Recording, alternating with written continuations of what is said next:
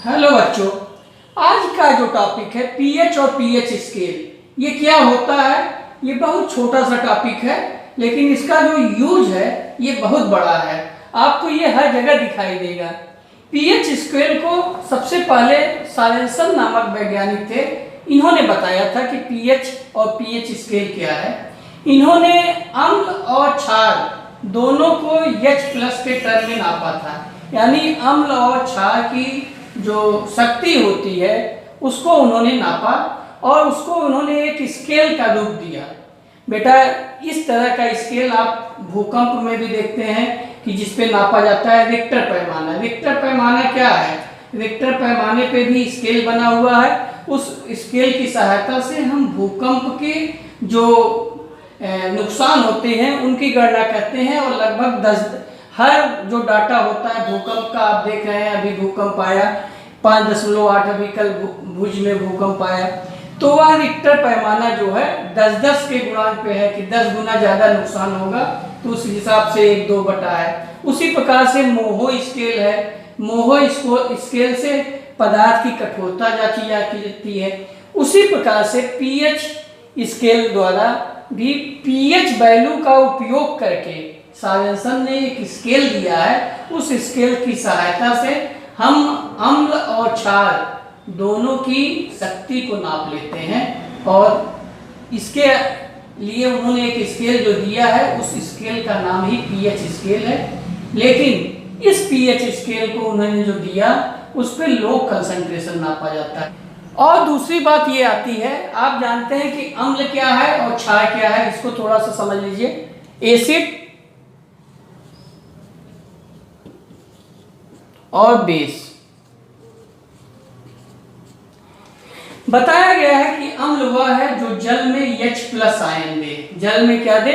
H+ ion देने वाला अम्ल है। यह स्ट्रांग भी हो सकता है, वीक भी हो सकता है। यानी अम्ल आपका स्ट्रांग और वीक। उसी प्रकार से बेस भी आपका स्ट्रांग हो सकता है और वीक हो सकता है। यह यदि स्ट्रांग है तो जितना भी उसमें H+ है वह दे देगा। H+ पूरी तरह आयनित हो जाएगा। जैसे यह Cl है तो 100% आयनित होकर H+ देगा। यदि वीक है तो उसके आयनन की मात्रा कम हो जाएगी, यानी कम H+ देगा। उसी प्रकार से जो बेस होगा, तो बेस की पहचान उन्होंने क्या बताई थी कि जल में OH- देगा। तो प्रश्न उठता है कि जब अम्ल H+ देता है, बेस OH- देता है, तो यह स्केल एक ही स्केल यानी पीएच स्केल किस प्रकार से अम्ल को भी नाप लेता है और क्षार को भी नाप लेता है, और वह भी H+ के कंसंट्रेशन टर्म में।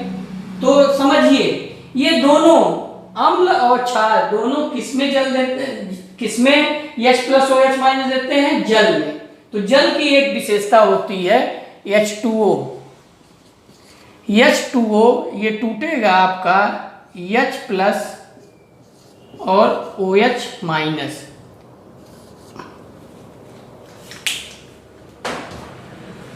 H+ OH- में टूटेगा। ये वीक इलेक्ट्रोलाइट है। वीक इलेक्ट्रोलाइट का मतलब बेटा कि अगर इसके आप मान लीजिए 1000 कण ले रहे हैं तो इसमें मुश्किल से 2 कण ये H+ और OH- में टूटेगा। इसमें ये देखा गया कि H+ और OH- का गुणनफल एक कांस्टेंट आया। यह कांस्टेंट 10⁻14 है। और आप ये जानते हैं कि जल जो होता है इसका स्वाद न कड़वा होता है न खट्टा होता है। यह एक उदासीन है न, तो उदासीन है तो इसका मतलब ये है कि इसमें जितने भी आयन बनेंगे ये दोनों बराबर मात्रा में बनेंगे। जब भाई मान लीजिए 100 कण में से 10 कण टूटे तो 10 कण में से एक H+ तो 10 H+ और 10 OH-। तो इसका मतलब ये हुआ कि H+ बराबर हो जाएगा OH- (7), OH भी 10⁻⁷ मिलके हो जाएगा 10⁻⁷। इस बात का हम उपयोग करेंगे कि यदि वह एसिड होगा तो H प्लस देगा जल को, और यदि वह बेस होगा तो OH माइनस देगा। तो यदि H प्लस दिया कि कोई भी एसिड यदि जल में आप घोले और वह H प्लस दिया तो वह क्या करेगा, एसिड यदि है और जल द्वारा हम निर्धारित करते हैं कि यह अम्ल है और क्षार है, तो निश्चित है एसिड जल में H प्लस देगा, तो जल में H प्लस की मात्रा इससे बढ़ जाएगी, 10 टू पावर -7 से क्या होगी, बढ़ जाएगी। 10 टू पावर -7 से ज़्यादा यदि होगा तो हम उसको कहेंगे एसिड, और जल में यदि OH माइनस की मात्रा 10 टू पावर -7 से ज़्यादा होगा, यानी ये OH माइनस की मात्रा है और ये H प्लस की मात्रा, तो जल में जब 10 टू पावर -7 से H प्लस की मात्रा ज़्यादा होगी तो अम्ल हो जाएगा, और जल में ही जब 10 टू पावर -7 से ज़्यादा मात्रा होगी तो वह बेस हो जाएगा। तो अब इसी आधार पर स्केल बनाया गया है, ध्यान दीजिए, अब यहीं से आपको समझना है बहुत अच्छी तरह।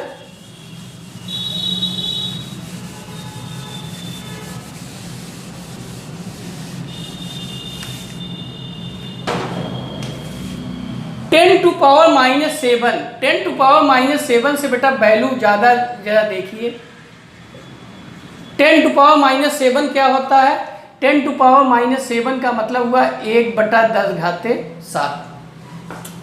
10 टू पावर -7 का मतलब क्या हुआ, 1/10⁻7।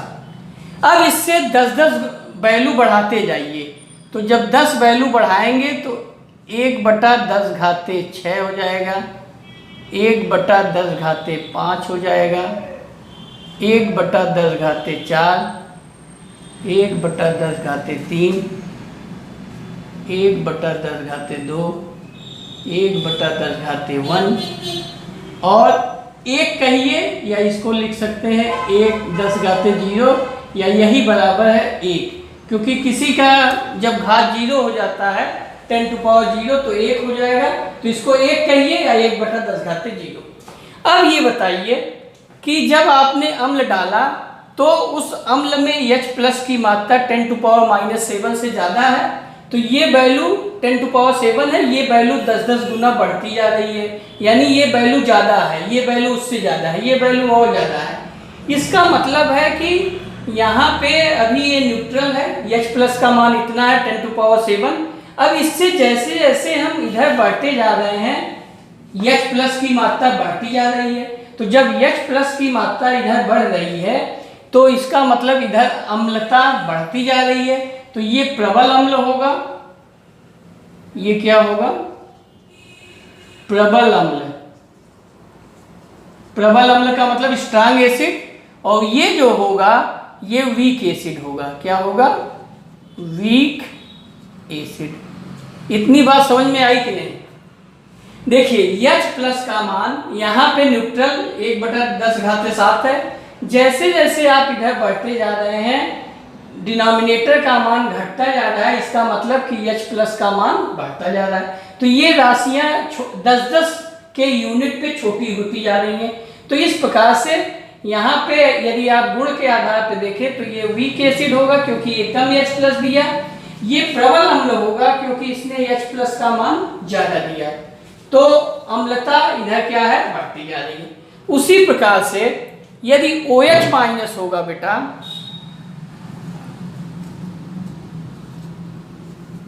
तो ये भी वही काम करेगा, 1/10⁻7, 1/10⁻6, 1/10⁻5,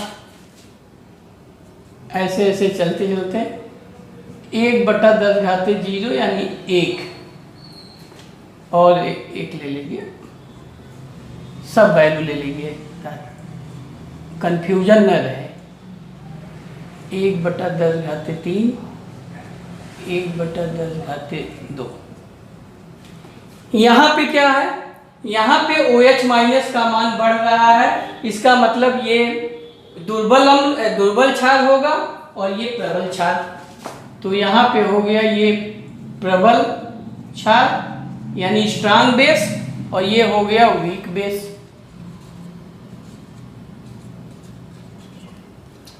अब आइए, हमने कहा कि अम्ल और क्षार दोनों को हम H+ में नापेंगे।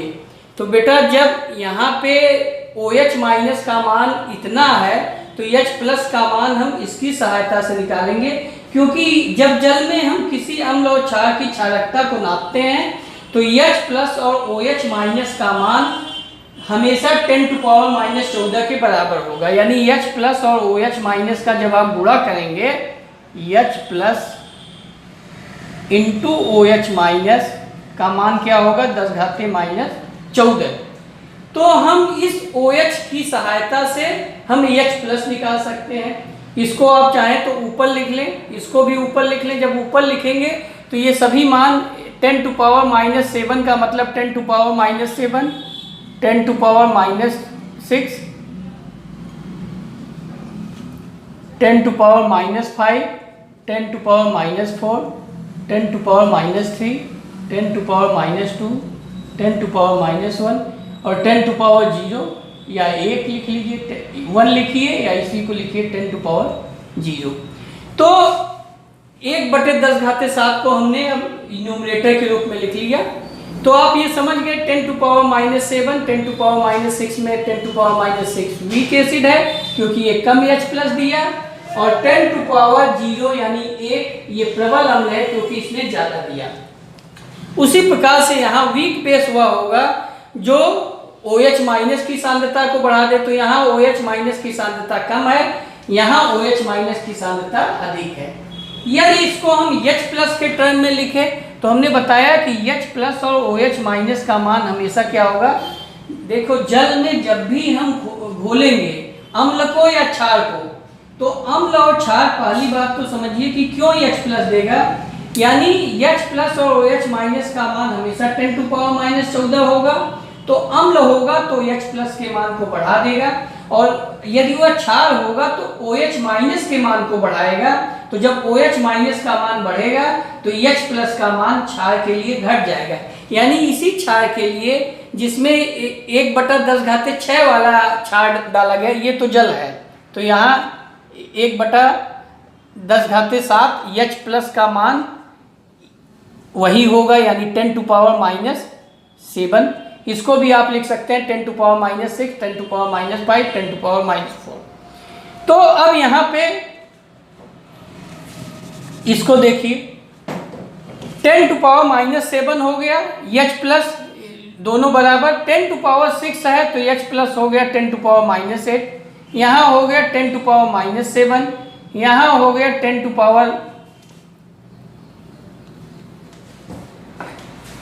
9 होगा बेटा।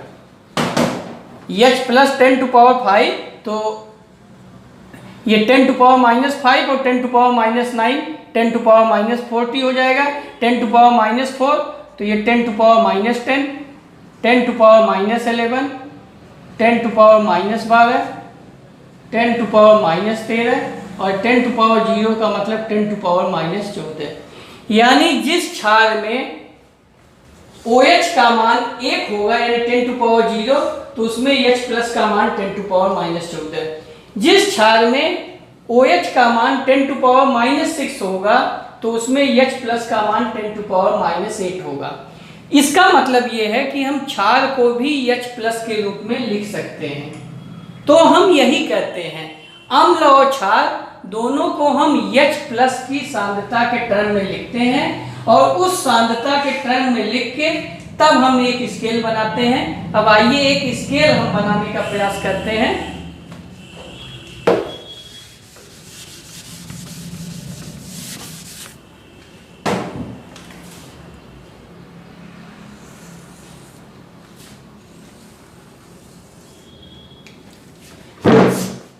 यहाँ H+ का कंसंट्रेशन लीजिए, बीच में न्यूट्रल यानी 10⁻⁻7, ये उदासीन होगा। ये क्या होगा, न्यूट्रल उदासीन। और इधर 10⁻⁻7 से छोटे H+ यानी 10⁻⁻8, इसको रख लीजिए, 10⁻⁻8, 10⁻⁻9, 10⁻⁻10, 10⁻11, 10⁻12, 10⁻30 और 10⁻40। उसी प्रकार से इधर h प्लस घट रहा है, इधर h प्लस बढ़ाइए 10-10 के टर्म में, तो 10⁻6, 10⁻5, 10⁻4, 10⁻3, 10⁻2 और 10⁻1 और ये 10⁻0, 10⁻0 या इसी को कहेंगे 1। तो बेटा ये H प्लस का लो कंसंट्रेशन है। 1 मोल, यहाँ H प्लस का 1 मोल पर लीटर है, यहाँ 1/10, यहाँ 1/100 H प्लस, यहाँ 1/1000, यहाँ 1/10⁴, 1 इतना। तो H प्लस के लो कंसंट्रेशन को ये दर्शाया गया है, इसी को उन्होंने स्केल के रूप में दिया। तो ये जो सॉरेंसन महोदय है उन्होंने बताया कि ये उदासीन है और ये प्रबल अम्ल है। तो इन्होंने कैसे नापा, ये इसको देखिए। प्रबल अम्ल, स्ट्रांग, यहाँ पे स्ट्रांग बेस, प्रबल क्षार है। तो इन्होंने इसको पीएच स्केल के माध्यम से नापा। इन्होंने कहा पीएच का मतलब क्या होता है। पीएच का मतलब होता है, इन्होंने कहा कि पावर ऑफ एयर, यानी पोटेंस। पी का मतलब होता है POTENG। ये जर्मन भाषा का शब्द है। जर्मन भाषा में पी का मतलब होता है पोटेंस। पोटेंस का मतलब पोटेंशियल ऑफ H प्लस, यानी शक्ति। H प्लस की सांद्रता को नापने का एक यंत्र है पोटेंस। पोटेंस का मतलब पोटेंशियल। तो इन्होंने कहा कि किसी अम्ल और क्षार की जो लो कंसंट्रेशन है, कम सांद्रता है, उसको नापने के लिए उन्होंने एक स्केल दिया। उस स्केल का नाम ही पीएच स्केल है। और H प्लस की सांद्रता को उन्होंने पीएच के रूप में नापा। उन्होंने कहा कि पीएच बराबर जो होगा,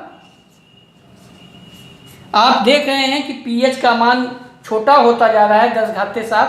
तो इन्होंने पीएच बराबर डिफाइन किया कि log 10 1/H प्लस, यानी H प्लस की सांद्रता को उन्होंने पलट दिया। 10⁻7 है तो ये न्यूमरेटर हो गया, 10⁻6 है तो इन्होंने पलट के बड़ा कर दिया। यानी जो H प्लस का यहाँ मान बेटा कम आपको दिख रहा है, जब आप इसको 1/H प्लस लिखेंगे तो 10⁻6 हो जाएगा, 10⁻5। यानी जो अम्ल वीक है वह इनके हिसाब से ज़्यादा H प्लस दिया। तो उन्होंने इस हिसाब से बनाया। इसको यदि आप मैथमेटिकली लिखिए तो 1/H प्लस जब ऊपर जाएगा तो ये हो जाएगा -log 10H प्लस। तो यहीं से परिभाषा दी गई है कि SP सॉरेंसन ने बताया कि H प्लस सांद्रता के ऋणात्मक लघुगुणक को, H प्लस सांद्रता के ऋणात्मक लघुगुणक को हम pH मान कहते हैं। pH मान क्या है? किसी अम्ल और क्षार के H प्लस सांद्रता का ऋणात्मक लघुगुणक मान ही उस विलयन का pH है। pH यदि आपको मालूम हो गया, इस फार्मूला को याद रखिए कि pH बराबर होता है -log 10H प्लस। लेकिन अगर आपको H प्लस मालूम है तो pH कैसे निकालेंगे? तो ये माइनस इधर आ जाएगा, तो H प्लस का मान आएगा 10⁻⁻pH। अर्थात यदि आपको pH मालूम है तो आप यहाँ से H प्लस का मान निकाल सकते हैं, या H प्लस मालूम है तो pH का मान निकाल लेते हैं। तो अब हमें ये H प्लस मालूम है, अभी हम pH का मान निकालेंगे और आपको दिखाएंगे कि किस प्रकार से वैल्यू बढ़ती जा रही है। तो इतना आप नोट कर लीजिए कि दो बातें नोट करनी है कि SP सॉरेंसन ने अम्ल और क्षार को H प्लस के सांद्रता के टर्म में नापा, H प्लस की सांद्रता के टर्म में नापा। और किस सांद्रता को नापा? जो लो कंसंट्रेशन, कम सांद्रता वाले अम्ल और क्षार को उन्होंने नापा। और उन्होंने एक स्केल दिया जो कि pH के मान पे आधारित है। तो इसीलिए उस स्केल का नाम पीएच स्केल कहा गया। और जितने भी पदार्थ हैं नेचर में, अम्ल, क्षार, लवण, उन सब का पीएच मान उन्होंने निकाला और उसके लिए यूनिवर्सल इंडिकेटर का भी हम उपयोग करेंगे। यूनिवर्सल इंडिकेटर से हम विभिन्न पदार्थों का पीएच मान निकालेंगे और तब आपको और अच्छी तरह समझ में आएगा। अब आइए आगे, ये नोट कर लीजिए, आगे हम चलते हैं।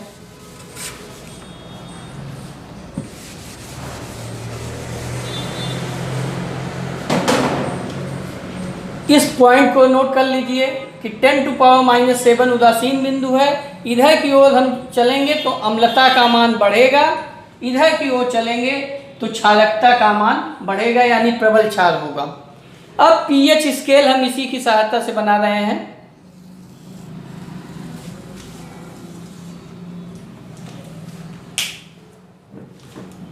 जहां 10⁻⁻1 है, जब आप इसकी वैल्यू निकालेंगे, हमने बताया पीएच बराबर है -log10H+। तो 10⁻⁻1 रखेंगे तो -log10 10⁻⁻1, ये -1 बाहर आएगा तो -1 -1 प्लस हो जाएगा और log10 की वैल्यू 10 पे 1 होती है तो 1 हो जाएगी।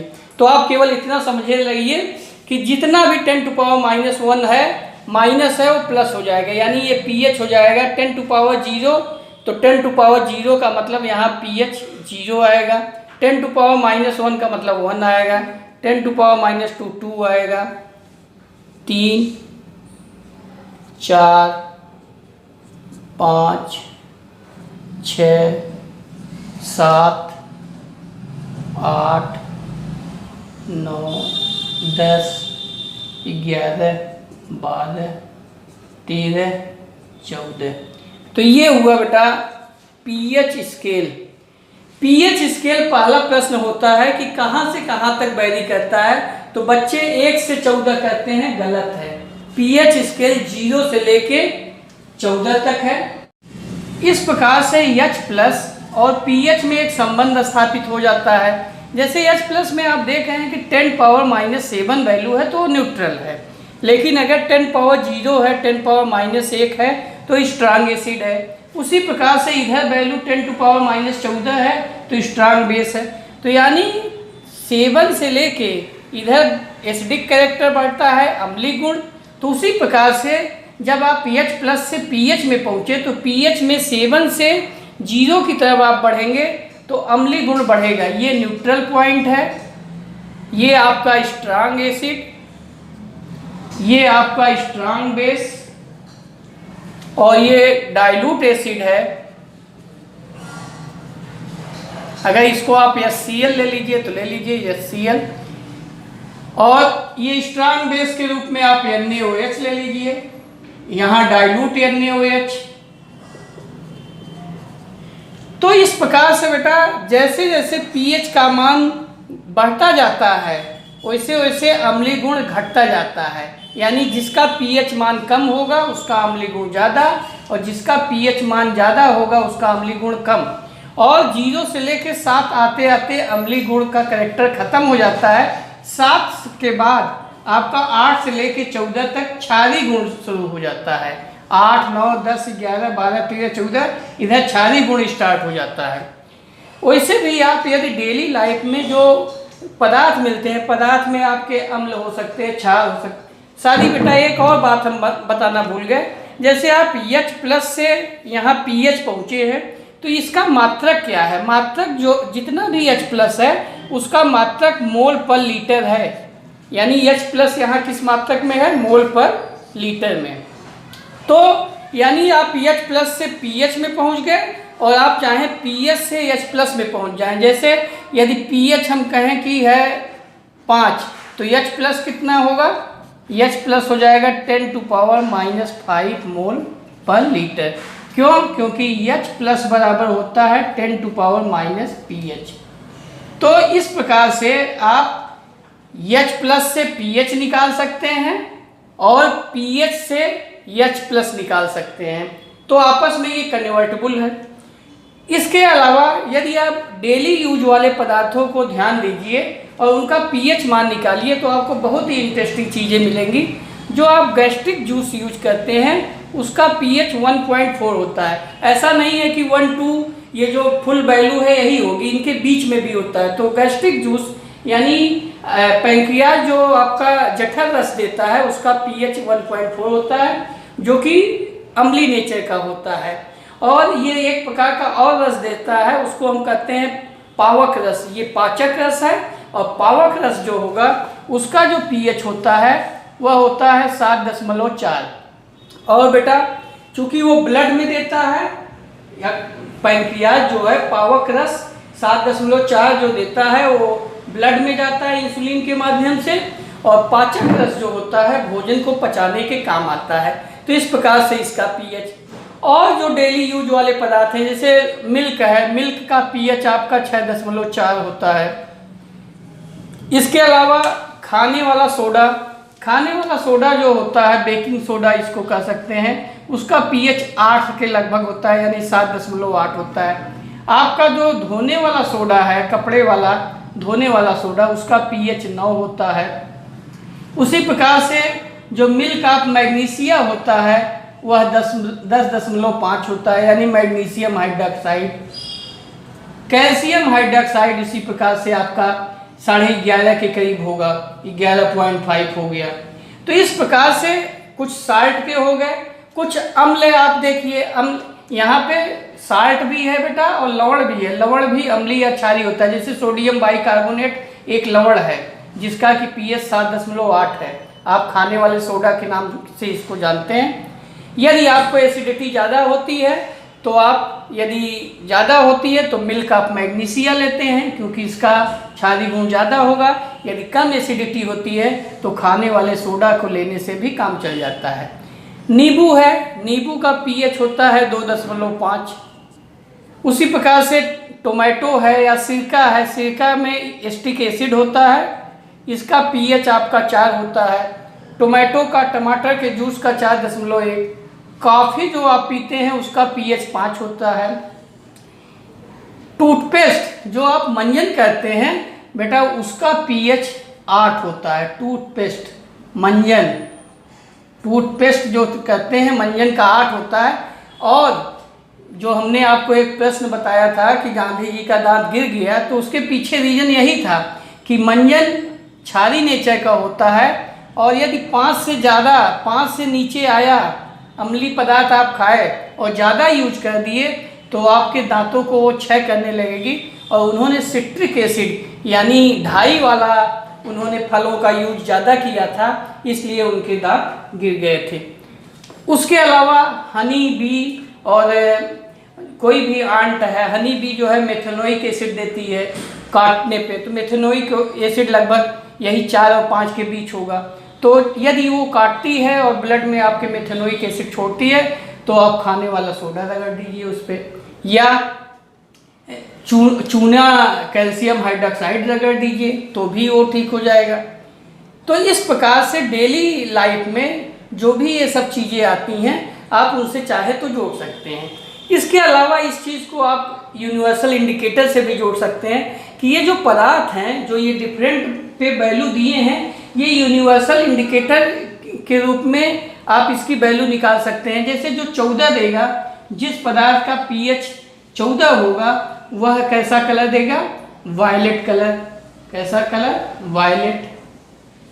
और जिस पदार्थ का पीएच 7 होगा, जब उस पदार्थ का आप पीएच चेक करेंगे तो वह यूनिवर्सल इंडिकेटर पे ग्रीन कलर देगा।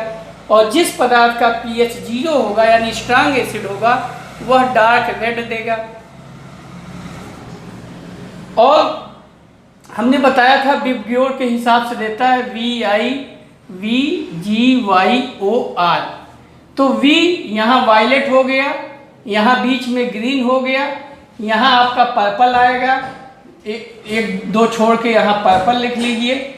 और पर्पल के बाद पर्पल इंडिगो एक ही है, फिर ब्लू आ जाएगा। यहाँ 9 के करीब आपका क्या आ जाएगा, 9-10 के करीब ये ब्लू आ गया। और यहाँ पे आपका ग्रीन के बगल में येलो और यहाँ ऑरेंज। तो इस प्रकार से बहुत अच्छे अच्छे प्रश्न इसमें बनते हैं कि मान लीजिए आपको 5 पदार्थ दे दिया जाए और कहा जाए कि वह पदार्थ यूनिवर्सल इंडिकेटर पे ऑरेंज कलर देता है और ग्रीन कलर देता है और वायलेट कलर देता है, तो बताइए कौन ज़्यादा एसिडिक है कौन कम। तो आप कहेंगे कि जो येलो कलर देगा वह एसिड है कैरेक्टर, और जो ग्रीन देगा वो न्यूट्रल पदार्थ है, और जो वायलेट देगा वो चौदह है। तो इस प्रकार से इन दोनों को जोड़ के काफ़ी ढेर सारे प्रश्न पूछे जाते हैं। तो इस चीज़ को बेटा बड़े सावधानी पूर्वक इस स्केल को हमेशा दिमाग में बैठाए रहिए, और केवल इतना ध्यान बैठाए रहिए कि 7 न्यूट्रल पदार्थ है, 7 से इधर एसिड है और 7 के इधर बेस है। थैंक यू बेटा। अब अगले वीडियो में आपको और अच्छी अच्छी जानकारी आपको दी जाएंगी। धन्यवाद।